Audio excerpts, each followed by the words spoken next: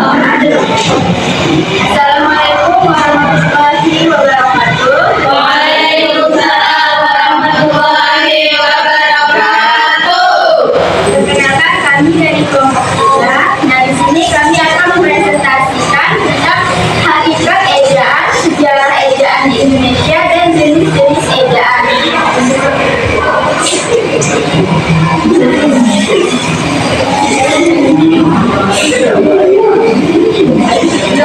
Bahasa Indonesia merupakan bahasa persatuan yang memiliki peran sangat penting dalam kehidupan masyarakat, terutama dalam dunia pendidikan dan akademik. Dalam penggunaannya, bahasa Indonesia memiliki aturan yang mengatur bagaimana bahasa tersebut ditulis dengan benar, yang dikenal dengan istilah ejaan.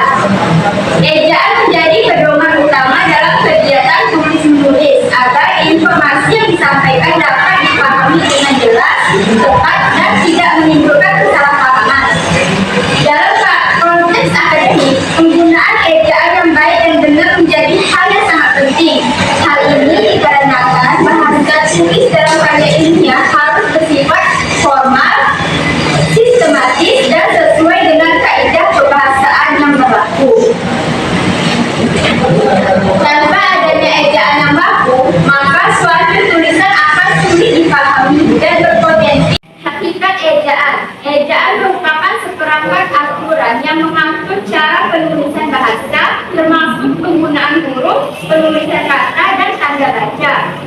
Ejaan tidak hanya berfungsi sebagai aturan teknis dalam menulis, tetapi juga sebagai alat untuk menciptakan keteraturan dan keseragaman dalam bahasa tulis. Dalam praktiknya, ejaan mencakup beberapa aspek penting seperti penggunaan huruf kapital, penulisan kata turunan, penulisan kata serapan, serta penggunaan tanda baca seperti titik, koma, dan tanda tanya. Semua aturan tersebut bertujuan untuk memastikan bahwa bahasa yang digunakan dapat dipahami dengan baik oleh pembaca. Hakikat ejaan sebenarnya terletak pada fungsinya sebagai pedoman komunikasi tertulis. Dengan adanya ejaan yang bagus, setiap orang dapat menulis dengan cara yang sama sehingga meminimalkan kesalahan dalam memahami pesan yang disampaikan. Hal ini sangat penting, terutama dalam dunia pendidikan, pemerintahan, dan media massa. Menurut kajian dalam bidang pendidikan bahasa, ejaan berperan penting dalam meningkatkan kualitas tulisan siswa dan mahasiswa karena membantu mereka menyusun kalimat secara sistematis dan logis. Seseorang akan kesulitan dalam menghasilkan tulisan yang berkualitas. Selain itu, ejaan juga memiliki fungsi sebagai alat pembelajaran bahasa. Dengan mempelajari ejaan, seseorang akan lebih memahami struktur bahasa dan cara penggunaannya dalam berbagai konteks. Oleh karena itu, ejaan menjadi bagian penting dalam pembelajaran bahasa Indonesia di semua jenjang pendidikan. Sejarah ejaan di Indonesia. Perkembangan ejaan bahasa Indonesia tidak terlepas dari sejarah panjang bahasa Melayu yang menjadi dasar bahasa Indonesia. Menurut linguistik sejak awal abad ke-20, ejaan bahasa Indonesia telah mengalami beberapa kali perubahan dan penyempurnaan. Ejaan pertama yang digunakan adalah ejaan Font of Puitism yang diperkenalkan pada tahun 1901. Ejaan ini menggunakan huruf Font of Puitism yang diperkenalkan pada tahun 1901.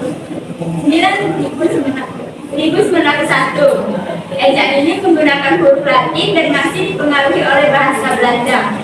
Salah satu cirinya adalah penggunaan OE untuk melambangkan bunyi U, seperti pada kata Boeroe. Setelah Indonesia merdeka, pemerintah boleh melakukan penyederhanaan ejaan melalui ejaan Soewandi pada tahun 1947.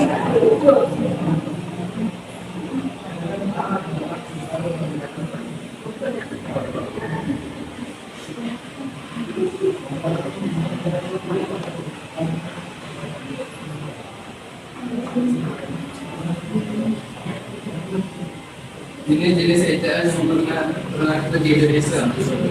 Menurut JNT 2018 terdapat beberapa jenis ejaan yang pernah digunakan di Indonesia.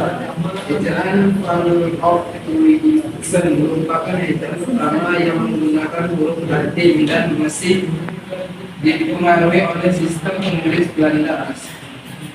Selanjutnya ejaan Soewandi hadir sebagai bentuk penyederhanaan penulis agar lebih mudah digunakan. Kemudian ejaan Meliondo merupakan upaya penyatuan ejaan antara Indonesia dan Malaysia.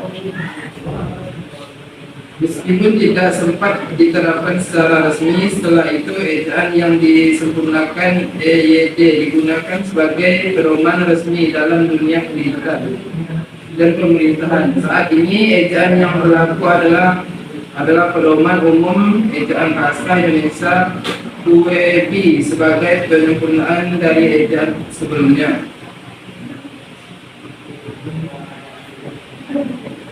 Kesimpulan, ejaan merupakan bagian penting dalam bahasa Indonesia yang berfungsi sebagai pedoman dalam penulisan agar komunikasi tertulis dapat berlangsung dengan jelas, tepat dan mudah dipahami. Tanpa adanya ejaan yang baku, penulisan bahasa akan menjadi tidak terhibur dan berpotensi menimbulkan kesalahpahaman. Oleh karena itu, pengusaha ejaan sangat diperlukan, terutama dalam dunia akademik dan penulisan karya ilmiah. Perkembangan ejaan di Indonesia menunjukkan bahwa bahasa bersifat dinamis dan terus mengalami perubahan sesuai dengan kebutuhan zaman. Dimulai dari ejaan Fall of Wilson hingga pedoman umum ejaan bahasa Indonesia UEB, setiap perubahan yang terjadi bertujuan untuk menyempurnakan sistem penulisan agar lebih sederhana, efektif dan sesuai dengan perkembangan bahasa. Dengan memahami sejarah dan jenis-jenis ejaan, kita dapat lebih menghargai serta menggunakan bahasa Indonesia dengan baik dan benar. Sekian presentasi dari kami. Kali ini buka sesi tanya jawab. Yang ingin bertanya, kami silakan.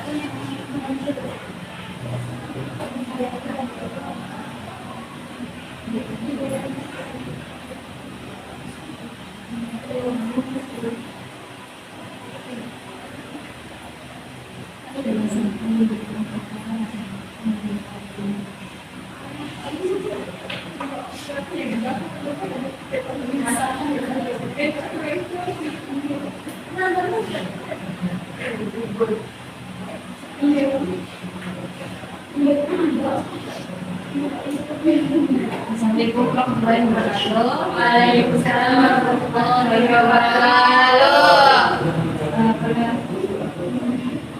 Perkenalkan, saya Mina yang ingin bertanya. Berikan contoh bagaimana cara kita dalam menggunakan ejaan yang baik dan benar.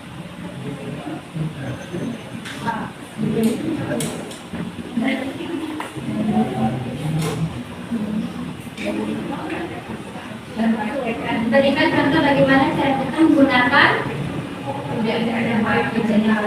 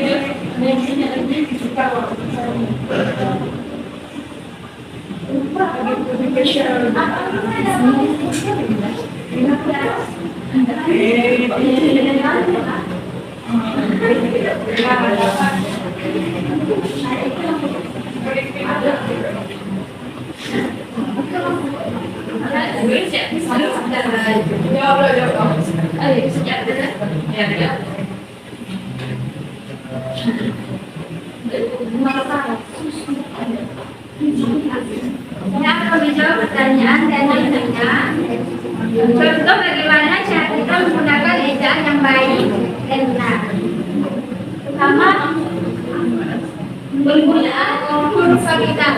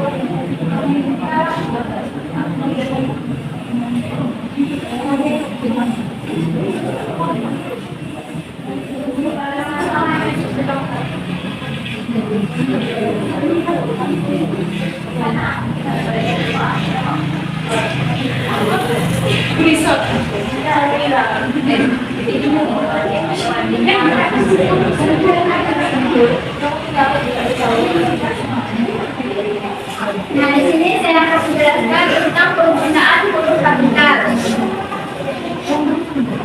Penggunaan huruf kapital yang benar itu seperti ini. Yang ini benar karena diawali dengan huruf besar di dalam katanya. Ini juga ada yang sama ya, memang kalau untuk mengajukan dari SMA, dari SD,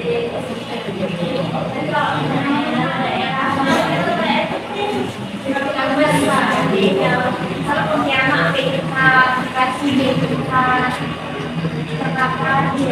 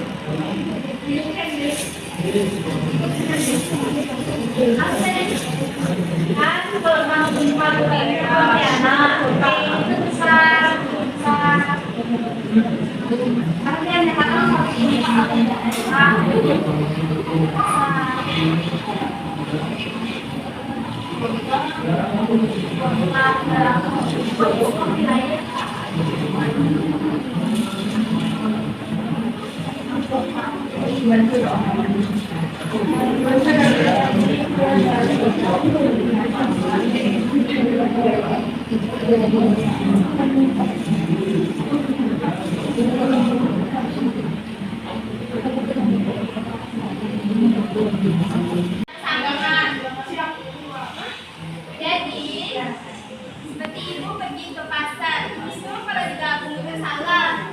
Yang benarnya itu ibu pergi ke pasar itu ternyata dipisah.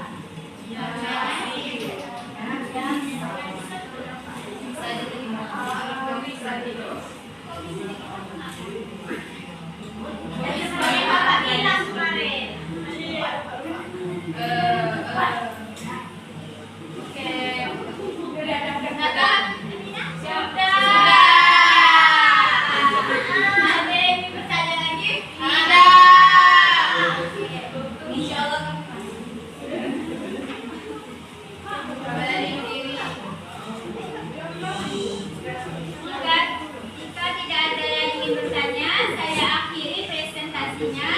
Sekian presentasi dari kami. Saya akhiri. Wassalamualaikum warahmatullahi wabarakatuh.